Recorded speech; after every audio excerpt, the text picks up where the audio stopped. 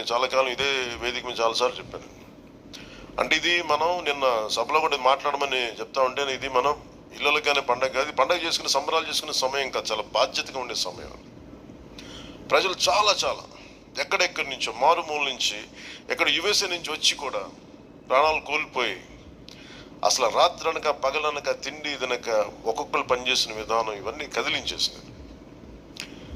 సహజంగా విజయం రాగానే అందరికీ ఏముంటుందంటే ఒక అతిశయం వచ్చేస్తుంది. అలాంటి అతిశయం మన ఎవరికి, నాకు లేదు, దయచేసి మీరు ఎవరు పెట్టుకోకుండా, నా రిక్వెస్ట్ అనమాట. ఎందుకంటే మనందరికీ ఇది వచ్చేస్తుంది, అది నేను కాదనట్లేదు. కానీ దాన్ని అధిగమించి ఎదిగే కొద్ది ఒదిగి ఉండాలి అనేది మనం నిలబడి చూపిద్దాం, పాటించి చూపిద్దాం.